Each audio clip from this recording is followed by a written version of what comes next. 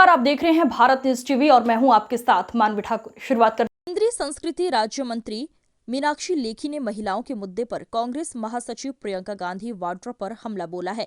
भोपाल में आज उन्होंने कहा कि लड़की हूं लड़ सकती हूं कहने वाली वाड्रा मध्य प्रदेश में महिला के ही पक्ष को अनदेखा किससे कर रही हैं, ये पता नहीं। लेखी ने यहां संवाददाताओं से चर्चा के दौरान मध्य प्रदेश में कांग्रेस के उन प्रत्याशियों के नाम गिनवाए। लेखी ने यहां संवाददाताओं से चर्चा के दौरान मध्य प्रदेश में कांग्रेस के उन प्रत्याशियों के नाम भी गिनाए जिन पर स्वयं या उनके परिजन पर कथित तौर पर महिला अत्याचार से जुड़े मामले दर्ज है। उन्होंने कहा कि वाड्रा कहती है लड़की हूं लड़ सकती हूं, पर वो किससे लड़ रही हैं ये मालूम नहीं, क्योंकि राज्य में महिलाओं का पक्ष ही अनदेखा किया जा रहा है। प्रदेश के एक नेता महिलाओं को टंचमाल कहते हैं, वही एक अन्य महिलाओं को आइटम कहते हैं। कांग्रेस मलिन मन से महिलाओं को भ्रमित कर रही है। पार्टी ने दुष्कर्म के आरोपियों को टिकट दे दिया है।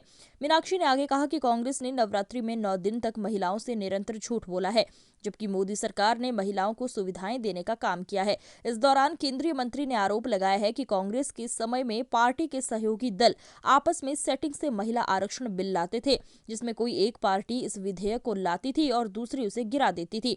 हालांकि उन्होंने प्रदेश के गृह मंत्री डॉक्टर नरोत्तम मिश्रा के महिलाओं के संबंध में इन दिनों वायरल हो रहे कथित बयान से जुड़े सवाल को टाल दिया।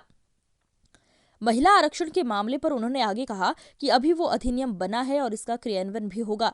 वहीं मध्य प्रदेश में बीजेपी द्वारा कम महिला प्रत्याशी को टिकट दिए जाने के सवाल पर मीनाक्षी लेखी उलझ गई। लेखी ने कहा चंबल में बीजेपी ने 28 महिलाओं को टिकट दिया, जबकि पूरे प्रदेश में बीजेपी ने 28 महिलाओं को टिकट दिया। साथ ही कमलनाथ के राम मंदिर पर दिए बयान पर केंद्रीय मंत्री ने कहा कि चुनावी समय है, कमलनाथ जैसे भूल गए उस एफिडेविट को कांग्रेस ने राम को काल्पनिक बताया था।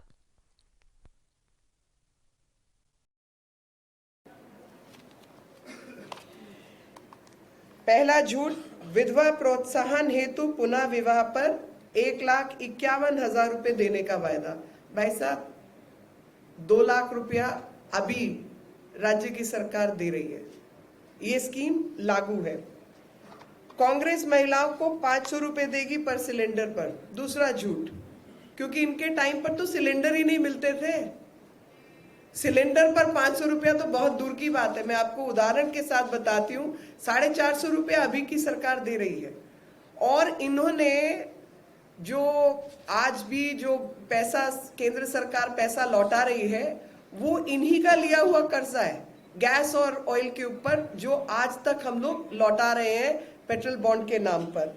और उस जमाने में मुझे याद है, जब हम लोग छोटे थे, यहाँ 2014 के पहले भी यही स्थिति थी कि गैस का कनेक्शन लेने के लिए पूरे देश भर में जितना शहर थे, शहर के बाहर गैस का कनेक्शन नहीं था।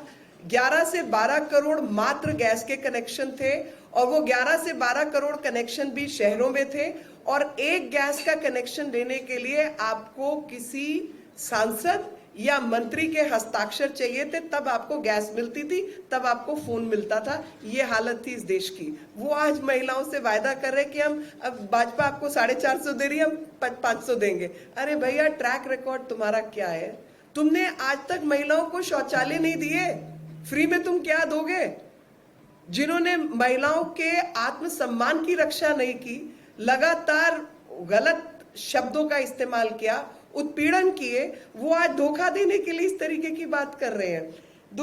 तीसरा इन्होंने कहा कि प्रति माह महिलाओं को हम 1,500 रुपया देंगे। तो लाडली बहन योजना के तहत आज हाथ में महिलाओं को 1,250 रुपया मिलता है, और समय के साथ आगे बढ़ाने की जो उसकी प्लानिंग है वो 3,000 रुपए तक की है। तो ये ऑलरेडी ऑनगोइंग स्कीम है। तो ये जो 100, 250 मतलब 25-50% का लालच देकर लोगों को गुमराह करने का, खासतौर पे महिलाओं को गुमराह करने का काम कर रहे हैं। आवासहीन ग्रामीण महिलाओं को आवास देंगे। अरे भैया, प्रधानमंत्री आवास योजना इस देश में चल रही है, और उसमें 1 लाख से 1 लाख 2016 या कुछ 2000 के ऊपर का आंकड़ा है जो आवास मिल चुके हैं। आगे आने वाले समय में इसमें ग्रामीण और शहरी दोनों प्रकार के मकान शामिल हैं। 1-1.5 लाख शहरी, 1-1.5 लाख ग्रामीण, और 2-2.5 लाख ग्रामीण और 1-1.5 लाख शहरी जो है वो बनने हैं। आवासहीन महिलाओं को तो ऑलरेडी मकान मिल चुके हैं, जिसमें 52% ग्रामीण क्षेत्र में और 70% शहरों में ऑलरेडी दिए जा चुके हैं। और इसके अलावा अब मुख्यमंत्री आवास योजना और लाडली बहन योजना में भी आवास का भी निर्धारित किया गया है, पक्के मकानों का। 5वां झूठ, बच्चों को निःशुल्क शिक्षा देंगे। बच्चों को सरकार पहले ही निःशुल्क शिक्षा दे रही है और साथ में स्कूटी भी उत्साहवर्धन के लिए दे रही है। 6वां झूठ, सभी वर्ग की छात्राओं के लिए छात्रावास बनाएंगे। 463 कस्तूरबा गांधी बालिका विद्यालय पहले से चल रहे हैं और सुविधाओं के साथ अत्याधुनिक छात्रावास भी चल रहे हैं। तो ये भी ऑनगोइंग स्कीम है जो कि पहले से आज राज्य सरकार चला रही है। 7वां झूठ, महिलाओं के लिए चिकित्सा परामर्श दवाइयां फ्री। हे भगवान, मतलब आप सोचिए, इस देश के अंदर आयुष्मान योजना चल रही है, आपका प्रदेश उसमें काफी आगे है। आयुष्मान योजना में महिलाओं समेत बाकी सबको लाभ मिल रहा है।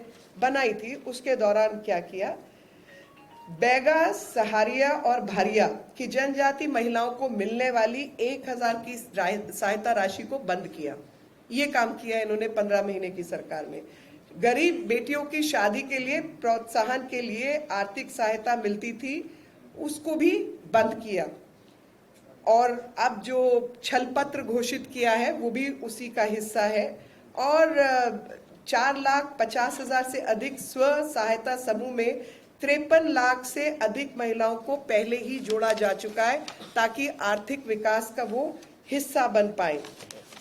और साथ ही मैं आपको ये भी बताना चाहती हूँ कि हम लोगों ने प्रधानमंत्री उज्ज्वला योजना के तहत 82 लाख महिलाओं को रसोई के काले धुएं से छुटकारा दिलाया है। जनधन में 3,70,00,000 महिलाओं को खुद के खाते दिए, ये मैं मध्य प्रदेश का आपको बता रही हूँ। प्रधानमंत्री मातृत्व वंदन योजना में 44 लाख से अधिक माताओं को 1600 करोड़ रुपए की आर्थिक मदद दी जा चुकी है और 46 लाख बेटियां हमारी लखपति बन चुकी हैं। तो ये ट्रैक रिकॉर्ड है हमारा काम करने का, और दूसरों का ट्रैक रिकॉर्ड है महिलाओं के प्रति अभद्र वातावरण बनाने का और अभद्र शब्दों के प्रयोग का।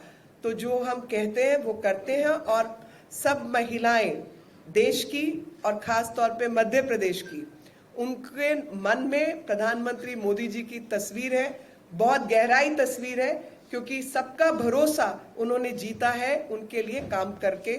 और आज आंकड़े बताते हैं कि किस प्रकार